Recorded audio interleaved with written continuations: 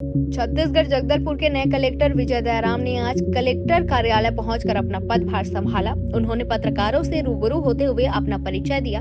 विजय दयाराम छत्तीसगढ़ कई पदों पर अपनी सेवाएं दे चुके हैं। विजय दयाराम कर्नाटक के बेंगलुरु के छोटे से गांव के रहने वाले हैं। मीडिया से चर्चा करते हुए उन्होंने कहा कि जिस प्रकार से पिछले कलेक्टर ने विकास कामों को किया है, उन कामों में तेजी लाई जाएगी। जो गांव समस्याओं से ग्रामीण अंचल जाकर उनकी समस्याएं भी सुनी जाएगी। नक्सल प्रभावित क्षेत्रों में भी पहुंचकर कामों पर गति लाई जाएगी। जगदलपुर से संवाददाता विजय पचौरी की रिपोर्ट। बस्तर ज़िले में जो शासन की जो अलग अलग योजनाएं जो चल रही है उसको धरातल पर सही रूप से क्रियान्वयन कराना और हेल्थ में यानी स्वास्थ्य विभाग के जो योजनाएं हैं क्रियाकलापों का सही क्रियान्वयन कराना और एजुकेशन के क्षेत्र में काफ़ी बड़ा स्कोप है काम करने के लिए, उसका प्राथमिकता से क्रियान्वयन के ऊपर मेरा ध्यान और फोकस बना है। पर्यटन स्थल के क्षेत्र में जाना जाता है, क्या प्राथमिकता है उनकी पर्यटन क्षेत्र के स्थल में कि बहुत सारे ऐसे डेवलप नहीं होता है, क्या आपकी प्राथमिकता भी ये भी शामिल है? हमने हमेशा सुना है कि बस्तर जो है एक छत्तीसगढ़ का जन्नत के रूप में देखा जाता है, खास करके टूरिज़्म के लिए।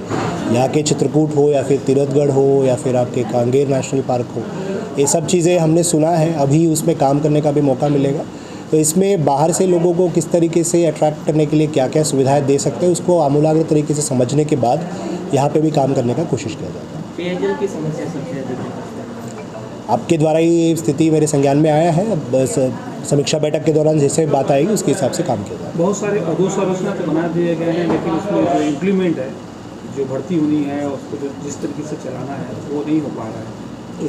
अभी शासन ने सिर्फ भर्ती के ऊपर जो रोक लगी थी हाईकोर्ट से उसको तो हटा दिया गया है। अभी शासन से बहुत सारे पदों पर भर्ती के लिए आवेदनों का मांग कर लिया गया है। विज्ञापन जैसे जारी होती जाएगी, सेटअप स्वीकृति होती जाएगी तो हम लोग वहाँ पे भर्ती का प्रक्रिया शुरू कर देंगे। सड़कों की गुणवत्ता बहुत खराब है, उसको कैसे? जिस संबंधित विभाग से है, जैसे ही मैं समीक्षा बैठक लेना शुरू करूँगा तो समझ में आएगा, उसके हिसाब से क्रियान्वयन होगा। सर, पीडीएस की सप्लाई में 14 करोड़ का शॉर्टेज निकला है, 412 करोड़, इसकी रिकवरी। ये सभी ज़िलों में ये रिकवरी की बात है कि यहाँ पे इस ज़िले में कितने रिकवरी की बात है, क्या है, उसको संज्ञान में लूँगा और कहाँ पे क्या क्या हो सकता है उसके लिए काम किया जाएगा। आंगनबाड़ी भवन के भी बड़ी समस्या है। अभी माननीय मुख्यमंत्री महोदय के द्वारा 5000 आंगनबाड़ी भवनों का बनाने का एक घोषणा किया गया है। यहाँ पे महिला बाल विकास विभाग से बातचीत करने के पता चलेगा कि एग्जैक्टली हमको कितना यहाँ पे आंगनबाड़ी भवनों की ज़रूरत है। उसके हिसाब से शासन को मांग की जाएगी और जितना जैसे ही स्वीकृति होगी हम लोग यहाँ पे क्रियान्वयन शुरू करेंगे।